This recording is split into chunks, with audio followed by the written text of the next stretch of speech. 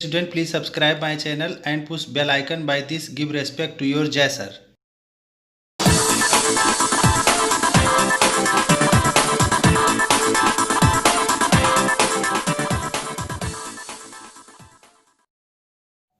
Hello my dear student and friend, नमस्कार। My name is JS Tiwari Jai sir.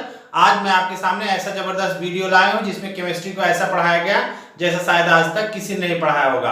आज की हमारी टॉपिक है packing efficiency in simple cubic lattice. तो जो हमारे चैनल पर नए हैं वो चैनल को सब्सक्राइब कर दें, लाइक और शेयर कर दें, और जो पहले से चैनल को सब्सक्राइब किए हुए हैं वो लाइक कर दें और शेयर कर दें। वीडियो स्टार्ट करते हैं। Packing efficiency in simple cubic lattice. यहाँ पर इसको समझने के लिए सबसे पहले हमें इस फिगर को समझना पड़ेगा। इस फिगर में आप देखिए कि ये क्यूब है और इसके सभी एड्ज माने सभी भुजाएं बराबर हैं, जिसको मैंने ए से नाप लिया है कि ए मान लिया, इसकी साइज ए है। तो अगर इसकी लंबाई, चौड़ाई, ऊंचाई जो भी है वो सारा चीज मैंने इधर देखें, कोई भी इसकी एड्ज सभी को ए से मान लिया।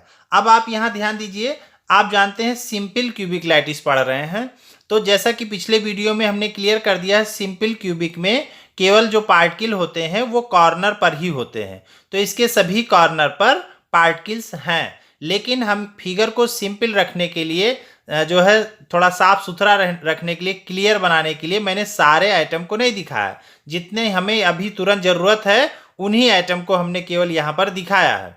तो आप देखिए, केवल हमने यहाँ पर इन दो कॉर्नर के एटम को दिखाया है जो एक दूसरे से ये टच कर रहे हैं, लेकिन यहाँ पर सभी कॉर्नर पर एटम हैं। ओके, तो यहाँ पर देखिए ये एक एटम और ये दूसरा एटम दोनों एक दूसरे को टच कर रहे हैं। अगर हमने माना कि इसकी रेडियस स्मॉल आर है तो इसकी भी स्मॉल आर होगी। ठीक है, तो ये दोनों की रेडियस क्या हो गई? Small are. ओके, तो एक आर और एक आर मिला के यहाँ 2r हो गया, 2r। ओके, इतनी ही डिस्टेंस ऊपर है जो कि क्या है? a है। तो a इक्वल टू 2r या 2r इक्वल टू a, चाहे जो भी कहें, ये दोनों क्या हैं? बराबर हैं। हमको फिगर से केवल ये 3 पॉइंट निकालना था, एक a, दूसरा ये 2r, और तीसरी बात कि कॉर्नर पर ही एटम होते हैं, जिससे इसके पास केवल 1 एटम ही होते हैं। ओके, तो यहां पर आप देखिए, अब जब आप जान चुके हैं कि a इक्वल टू 2r कहाँ से आया, क्लियर हो गया। अब आप देखिए edge length a equal to 2r। Okay, तो वॉल्यूम ऑफ द क्यूब, अब आप जानते हैं कि अगर इसकी एक एड्ज a है तो जो कि आप जानते हैं कि वॉल्यूम जो होता है वो लंबाई, चौड़ाई और ऊंचाई तीनों को लिया जाता है। तो इस तरह से इसकी लंबाई भी a है, चौड़ाई भी a है, ऊंचाई भी a है, सारी चीजें इसकी a ही आ रही हैं। तो इस तरह से तीनों बार हमें वॉल्यूम के लिए वॉल्यूम ऑफ द क्यूब क्या करना पड़ेगा? a क्यूब करना पड़ेगा। और a की वैल्यू क्या है? 2r। a की वैल्यू क्या है? 2r। तो a की जगह क्या रख देंगे? 2r, तो बन जाएगा 2r क्यूब। ओके, अब इसको सॉल्व करिए। तो यहां पर 2r क्यूब मतलब क्या कि 2 कितनी बार? 3 टाइम।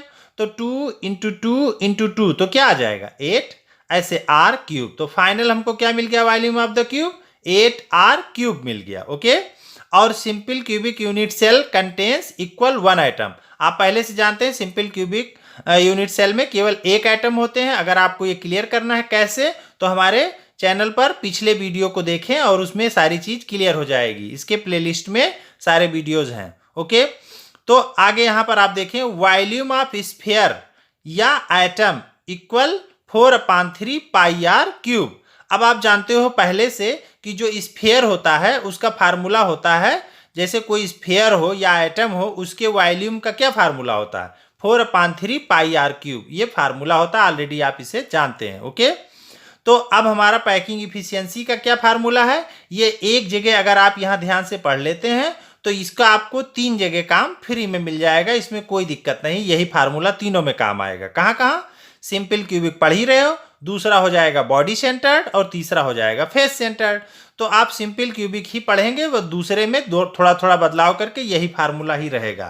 कैसे? वो देखिए, packing efficiency equal volume of 1 atom upon volume of cubic unit cell into 100, ये हुआ फार्मूला। अब इसमें आप देखिए वॉल्यूम ऑफ 1 एटम जब लेंगे तब ये सिंपल क्यूबिक हो जाएगा। लेकिन बॉडी सेंटर्ड अगर लेना हो तो उसमें कितने आइटम होते हैं? आपको पता है कि उसमें 2 आइटम होते हैं, तो वॉल्यूम ऑफ 2 आइटम कर दें इसी फार्मूले में, बस केवल वॉल्यूम ऑफ 2 आइटम अगर कर देते हैं तो ये बॉडी सेंटर्ड का फार्मूला हो जाएगा। ऐसे ही अगर वॉल्यूम ऑफ जो है 4 आइटम कर दीजिए तो फेस सेंटर्ड, आप जानते हो फेस सेंटर्ड में 4 आइटम होते हैं, तो यहाँ 4 कर दीजिए। ओके, तो इसी तरह से यही फार्मूला आपका तीनों में लग जाएगा। और एक फायदा और देखिए क्या होगा, यही फार्मूला भी लग जाएगा और यही वैल्यू भी लग जाएगी। बस क्या करना है कि जब आप 1 आइटम लेंगे तो 4/3 पाई आर क्यूब में 1 से मल्टीप्लाई कर दीजिए, जो कि हमने यहाँ नहीं किया क्योंकि 1 का मतलब यही मिलेगा, इसलिए हमने यहाँ 1 नहीं लिखा है। लेकिन अगर 2 होता, जैसे बॉडी सेंटर लेंगे तो यहाँ 2 से 2 × 4/3 पाई आर क्यूब कर देंगे, तो यहाँ 2 से मल्टीप्लाई कर देंगे। और जब फेस सेंटर्ड की बात आएगी तो यहाँ पर फेस के लिए चूंकि 4 आइटम होता है तो 4 × 4/3 पाई आर क्यूब कर देंगे।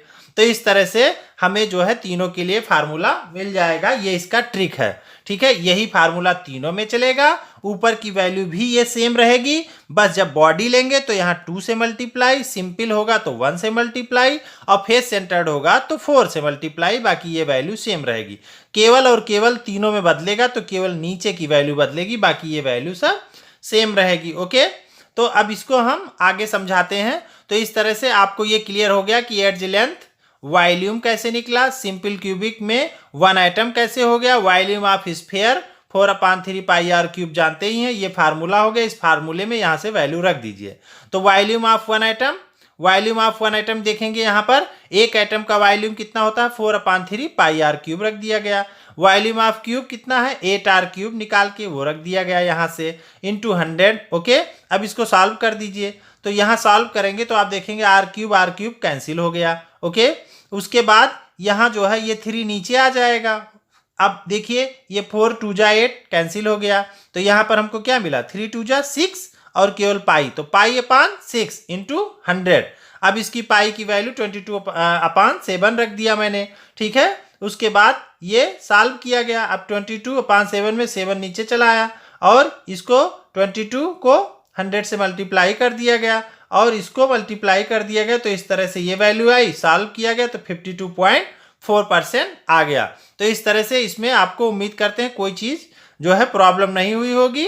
हमारे वीडियो को जो है बार बार रिमाइंड करके आप इसे देखकर अच्छे से समझ सकते हैं। बहुत आसान है, ये एग्जाम में पूछा जाता है, इंपॉर्टेंट है। ऐसे 2 और हैं, उसको हम आपको अगले वीडियो में बताएंगे। अगर ये ट्रिक हमारा अच्छा लगा हो, आपको ये सारी चीज़ें अच्छी लगी हो, तो हमारे वीडियो को लाइक शेयर और सब्सक्राइब कर दें। बहुत बहुत धन्यवाद।